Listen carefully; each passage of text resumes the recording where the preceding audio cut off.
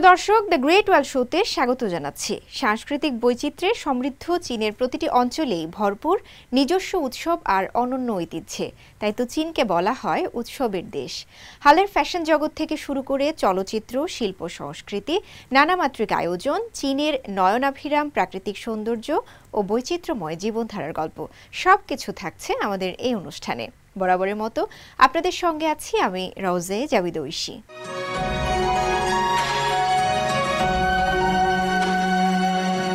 3 দশকেরও বেশি সময় ধরে রান্নার দক্ষতায় শান দিয়ে আসছে উরুমছির সিনচিয়াং ইন্টারন্যাশনাল গ্র্যান্ড বাজারের খ্যাতনামা শেফ মাও শুফেং। তার হেসেলে বিশ্বের নানা প্রান্ত থেকে আগত মানুষদের পরিবেশন করা হয় সিনচিয়াংয়ের স্বাদ। খাবারের সাথে ঐতিহ্যবাহী পরিবেশনা উপভোগ করতে চলুন ঘুরে আসি মাওয়ের রন্ধনশালা থেকে।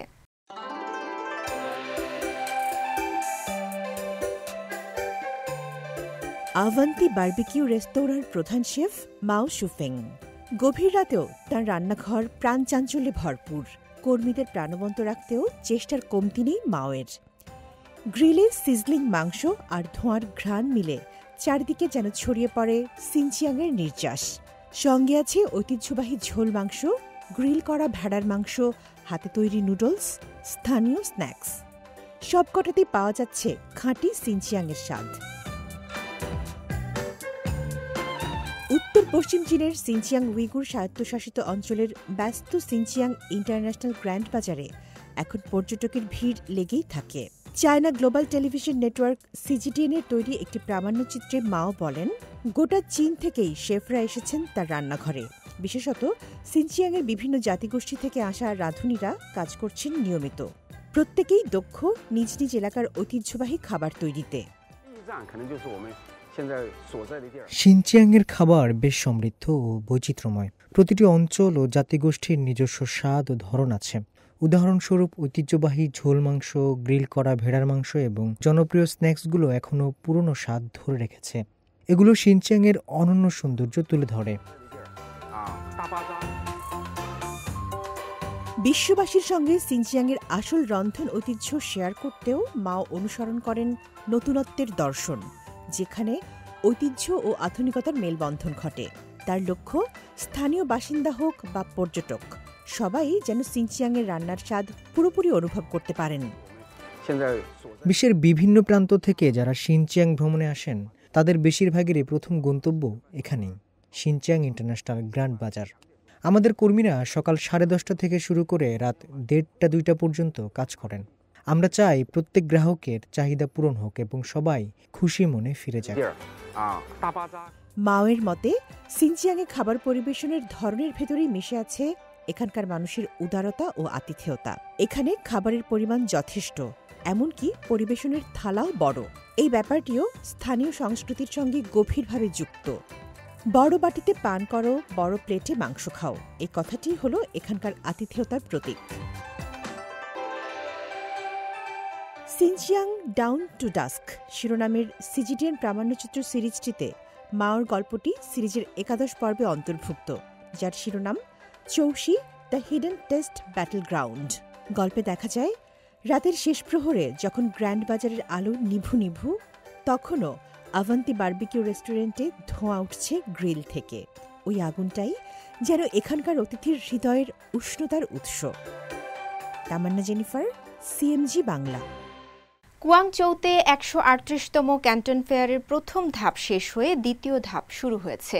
শহর জুড়ে মানুষের ঢল, চলছে রঙিন স্টল আর নতুন প্রযুক্তির প্রদর্শনী। এটি চীনের সবচেয়ে বড় ও ঐতিহ্যবাহী বাণিজ্য মেলা। প্রায় 70 বছরের পুরনো এই মেলা এবার নতুন রূপ পেল। রপ্তানির এই বিশাল আয়োজনের মঞ্চে এবার নেতৃত্ব দিচ্ছে একদল তরুণ উদ্যোক্তা, যাদের জন্ম 2000 সালের পর। আগে যেখানে ক্যান্টন ফেয়ার মানেই অভিজ্ঞ ব্যবসায়ীদের আধিপত্য, এখন সেখানে দেখা মিলছে ডরোথি চৌ, ট্র্যান্ট উ কিংবা অ্যান্টোনিউস জেনোসের মতো তরুণ মুখগুলোর। তাদের হাতে স্মার্টফোন, পাশে ল্যাপটপ আর মাথায় নতুন চিন্তা, ডিজিটাল দুনিয়াকে কাজে লাগিয়ে কিভাবে চীনা পণ্যকে বিশ্ববাজারে নতুনভাবে উপস্থাপন করা যায়। 25 বছর বয়সী ডরোথি চৌ বলেন, বিদেশি ক্লায়েন্টদের সঙ্গে কাজ করতে হলে প্রথমেই জানতে হয় কিছু মৌলিক বিষয়, যেমন টেলিগ্রাফিক ট্রান্সফার বা লেটার অব ক্রেডিট। কিন্তু সবচেয়ে গুরুত্বপূর্ণ হলো আন্তরিকতা। খুব ফর্মাল না হয়ে নিজের ব্যক্তিত্ব দেখাতে হয়, তবেই বিশ্বাস তৈরি হয়। ডিজিটাল দক্ষতায় এগিয়ে জেনজি ব্যবসায়ীরা। চীনের রপ্তানি খাত সাম্প্রতিক বছরগুলোতে নানা চ্যালেঞ্জের মুখে পড়লেও তরুণ প্রজন্মের হাতে এই খাত নতুন দিক পাচ্ছে।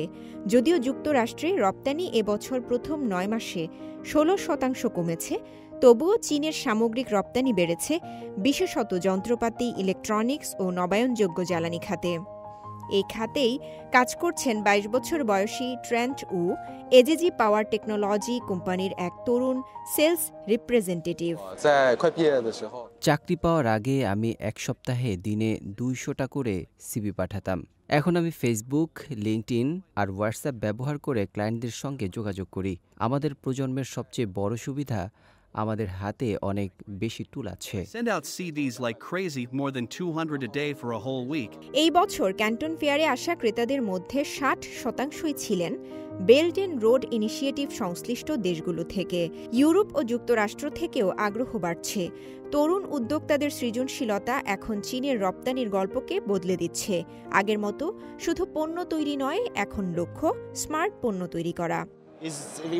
আমাদের এখন অনেক রোবট দরকার। ফ্রান্সে দক্ষ কর্মী পাওয়া কঠিন হয়ে পড়েছে। এখানে এত তরুণ উদ্যোক্তা দেখে ভালো লাগছে। ভবিষ্যৎ আসলেই তাদের হাতে। গ্রিসের তরুণ উদ্যোক্তা 22 বছর বয়সী অ্যান্টোনিউস জেনোস তার পারিবারিক ব্যবসাকে আধুনিক করতে এসেছেন চীনে রোবট খুঁজতে। আমার বাবা মার সময়ে ইন্টারনেট ছিল না, তারা শুধু পরিচিত বা মেলায় দেখে পণ্য নিয়ে কাজ করতেন। কিন্তু এখন সব কিছু বদলে গেছে। এখন আমরা এক্সপোতে আসলেই ভবিষ্যৎকে দেখতে পাই, আর যোগাযোগ করা, কেনাবেচা সবই অনেক সহজ। চীনের রপ্তানি খাতের সাফল্যের পেছনে এখন শুধু বিশাল সরবরাহ চেইন নয়, আছে তরুণদের উদ্ভাবনী চিন্তা, ডিজিটাল দক্ষতা আর আন্তর্জাতিক বোঝাপড়া। তারা শুধু মেড ইন চায়না নয়, বরং ক্রিয়েটেড বাই ইয়ং চায়না এই নতুন ধারণা প্রতিষ্ঠা করছে। গুয়াংজুর এই ক্যান্টন ফেয়ার তাই শুধু একটি বাণিজ্য মেলা নয়, বরং চীনের তরুণ প্রজন্মের গ্লোবাল আত্মপ্রকাশের এক প্রতীক। তাদের হাতে তৈরি হচ্ছে ভবিষ্যতের রপ্তানি চিত্র আর মেড ইন চায়নার পরবর্তী অধ্যায়। রওজে জাবিদা ঐশী, সিএমজি বাংলা।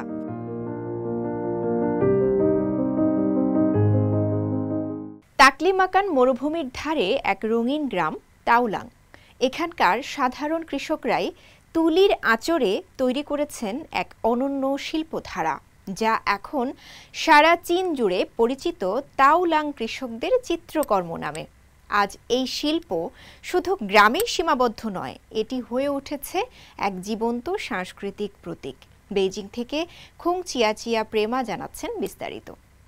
তাওলাং কৃষকদের চিত্রকর্ম উত্তর পশ্চিম চীনের সিনজিয়াংয়ের মাইকাইটি জেলায় জন্ম নেওয়া একটি লোক শিল্পকলা।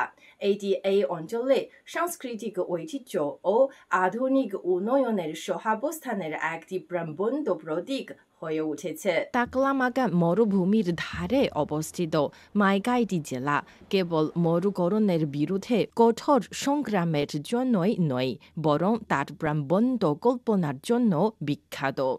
অর্ধ শতাব্দীরও বেশি সময় ধরে স্থানীয় কৃষকরা স্থানীয় সংস্কৃতিতে প্রথিত প্রাণবন্ত শিল্পকর্মে দৈনন্দিন জীবনের দৃশ্যগুলোকে তুলে ধরেছেন। মাইকাটি জেলা 50 বছরেও বেশি সময় আগে 1914 সালে প্রথম কৃষক চিত্রকলা দল গড়ে তোলে। তাওলাং কৃষক চিত্রকলার সবচেয়ে স্বতন্ত্র বৈশিষ্ট্য হল তাদের ব্যতিক্রমী উজ্জ্বল রং, যা তাৎক্ষণিকভাবে তাদেরকে মাইকাটি শৈলী হিসেবে স্বীকৃতি দেয়। তাওলাং কৃষক চিত্রকর্ম দৈনন্দিন জীবন থেকে অনুপ্রাণিত, যাতে কখনোই তাতে তীক্ষ্ণ হাস্যরসের ছোঁয়া থেকে এবং একটি উন্নত ভবিষ্যতের জন্য আশা ও কৃতজ্ঞতা প্রকাশ করে। আমাদের চিত্রকর্মের মূল বিষয়বস্তু হল দেশপ্রেম ও জীবনের প্রতি ভালোবাসা। ম্যাগিট জেরার প্রদত্ত অবস্থানের কারণেই আমরা ব্যতিক্রমীভাবে অনুকূল জাতীয় নীতি পেয়েছি ও আমাদের জীবন উন্নত হচ্ছে। আমাদের অনেক কাজ এই সুন্দর জীবনকে প্রতিফলিত করে। এই শিল্প যা মূলত স্থানীয় ঐতিহ্য হিসেবে চলে এসেছে, এখন ম্যাগিট জেলার বাইরেও ছড়িয়ে পড়েছে। তাওলাং গ্রামের কৃষক চিত্রকর্ম বহিরাগতদেরও আকৃষ্ট করছে। তারা কেবল শিল্পের প্রশংসা করার জন্যই নয়, বরং এটি প্রচার করার জন্য আসেন। 7 বছর আগে徐家良 দক্ষিণ পশ্চিম চীনের সিচুয়ান প্রদেশ থেকে হাজার হাজার কিলোমিটার পথ পাড়ি দিয়ে মাগিট জেলায় এসেছিলেন, জেলাকে দারিদ্র্য বিমোচন ও সমৃদ্ধি অর্জনে সাহায্য করার জন্য দৃঢ় প্রতিজ্ঞা নিয়ে। যদিও তার শিল্প শিক্ষা ছিল, তবুও তিনি তাওলাং গ্রামের চিত্রকলার শক্তি দেখে মুগ্ধ হয়েছিলেন। সেখানকার শিল্পীদের আনুষ্ঠানিক শৈল্পিক প্রশিক্ষণের অভাব রয়েছে, তাই তাদের কাজ কোনো সীমানা বা নিয়মের দ্বারা সীমাবদ্ধ নয়। এটা আমার শিক্ষাগত বোধভূমির জন্য একটা বিরাট ধাক্কা ছিল। আমি ভাবছিলাম হলুদ ও বেগুনি রঙে এত কাছাকাছি কিভাবে রাখা যায়। এটা অসম্ভব বলে মনে হচ্ছিল, কিন্তু এই মিশ্রণটি অসাধারণ সুন্দর ছিল। আমি আরও হতবাক হয়ে গিয়েছিলাম যে দাঁতের রঙের ব্যবহার আমাদের আরও নিচু শিল্পের চেয়েও বেশি শক্তিশালী। বর্তমানে তাওলাং পেইন্টিং গ্রাম দর্শনীয় স্থানের দায়িত্বশীল কর্মী হিসেবে কাজ করছেন। তিনি মাইকাইদি জেলায় উইগুর লোক সংস্কৃতিকে সাংস্কৃতিক পর্যটনের চালিকা শক্তিতে রূপান্তরিত করার উপায় অনুসন্ধান করছেন। তাদের একটি গভীর সাংস্কৃতিক ঐতিহ্য রয়েছে, তবে একে আধুনিক বাজারের চাহিদার সাথে একীভূত করতে হবে। সৌভাগ্যবশত সাম্প্রতিক বছরগুলোয় সকল স্তরের সরকার সাংস্কৃতিক পর্যটন শিল্পের উন্নয়নে দৃঢ়ভাবে সমর্থন করেছে। তাই আমি মনে করি আমার আরও কঠোর পরিশ্রম করতে হবে। পৌর সরকারি সহায়তা ও স্থানীয় বাসিন্দাদের প্রচেষ্টায় তাওলাং চিত্রকর্ম মাইকাটি জেলার সাংস্কৃতিক ও অর্থনৈতিক দৃশ্যপটে নতুন রং যোগ করছে। আমাদের মরুভূমির সংস্কৃতির সাথে মিলিত হয়ে তাওলাং কৃষক চিত্রকর্ম একটি সাংস্কৃতিক ব্যবসায়িক খাতে পরিণত হয়েছে। চীনের মধ্য শরৎ উৎসবে আয়োজিত সিএমজি গালায় আমার শহর থিমে দ্বিতীয় অংশটি সাজানো হয়। এতে প্রায় 10টি পরিবেশনা ছিল, যাতে তুলে ধরা হয় আপনজনের টান, ঘরে ফেরার অনুভূতি আর মানুষের আত্মপ্রত্যয়ের গল্প। প্রিয় দর্শক, চলুন দেখে নেই রঙিন এই গালার একাংশ।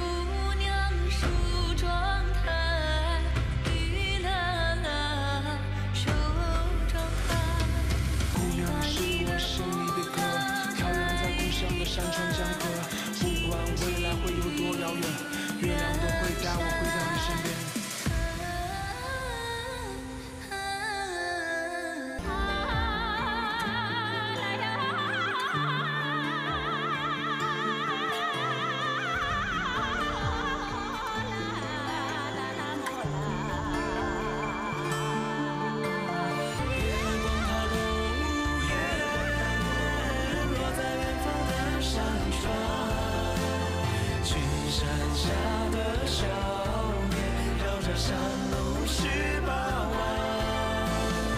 你会翻过山，看到万丈青天，飞鸟正越过海面。你会翻过山，看到万丈青天，飞鸟正越过海面。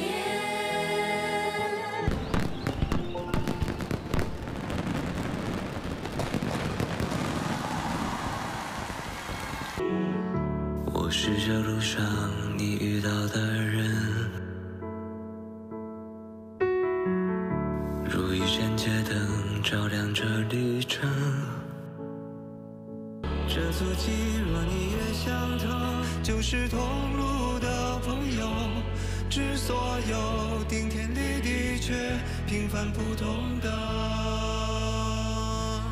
一盏河日航，我敬你一杯酒，敬你的容易和每一次前行，敬你弯着腰上山往高处走，头顶苍穹，努力的生活。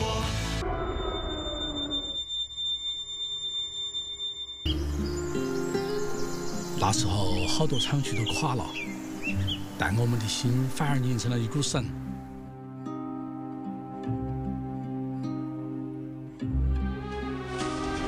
现在老车间变成了新厂房，东汽已是汽轮机行业的龙头。可我生来就倔强，是热烈的骄阳，飘向着你否的方向，拼命翱翔，是黑暗敢抵挡，任何撕破夜的光，我在属于我的舞台之上，无畏绽放，无畏撕破夜的光。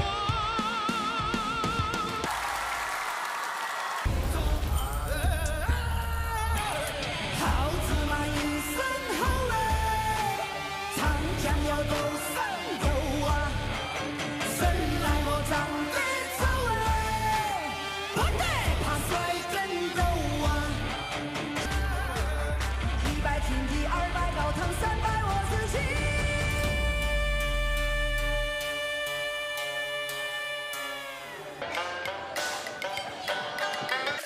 走嘛，去吃碗毛血旺。走噻，不拿吃钱没味儿。哎，你晓得这儿的噻？晓得吗？川渝，就这条路顶龙到拐，对，就是这儿。好多年前面沿河畔口，路口买点网头出气粉的杂碎糖下酒，加点生血旺县糖鲜吃巴适。川渝儿郎留下千古风流，嘉陵江水从天上来，叫世间不知何桃花开。চীনের রাজধানী বেইজিংয়ে অনুষ্ঠিত হয়েছে বেইজিং আন্তর্জাতিক অবৈষয়িক সাংস্কৃতিক ঐতিহ্য সপ্তাহ। এর উদ্বোধনী আয়োজনে ছিল জাঁকজমকপূর্ণ সাংস্কৃতিক পরিবেশনা। সপ্তাহব্যাপী চলা এই ইভেন্টে বিশ্ব ঐতিহ্যের মিলন মেলা ঘটে।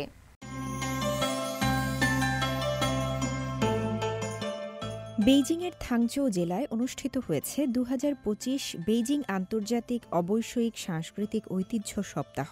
এই আয়োজনে অংশ নিয়েছে ৫টি মহাদেশের ৬০টিরও বেশি দেশ ও অঞ্চল থেকে শত শত ঐতিহ্যবাহী শিল্পরূপের ধারক ও অংশগ্রহণকারীরা।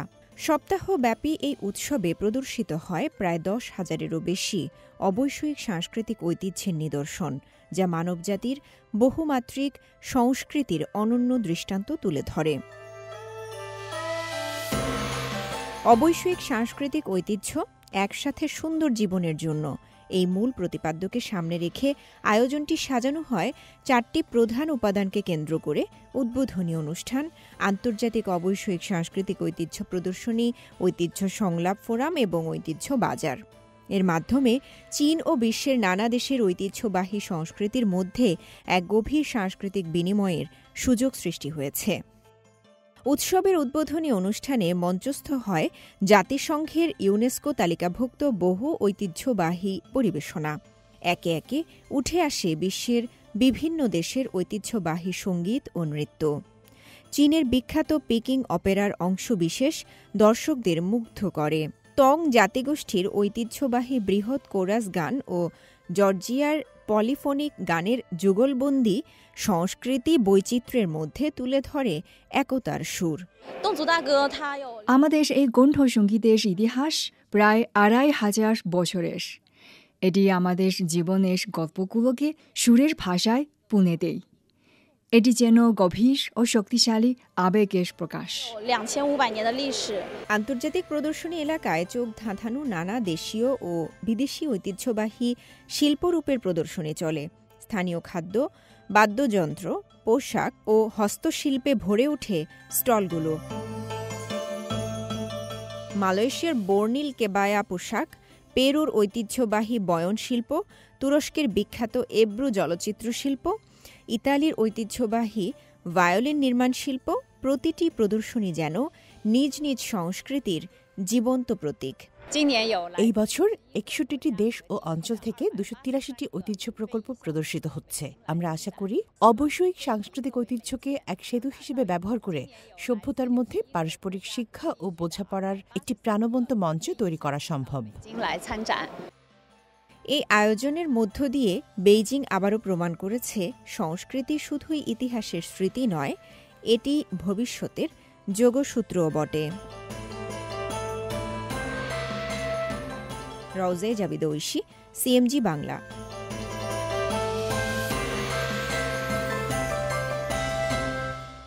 প্রিয় দর্শক, দ্য গ্রেট ওয়াল শো আজ এ পর্যন্তই।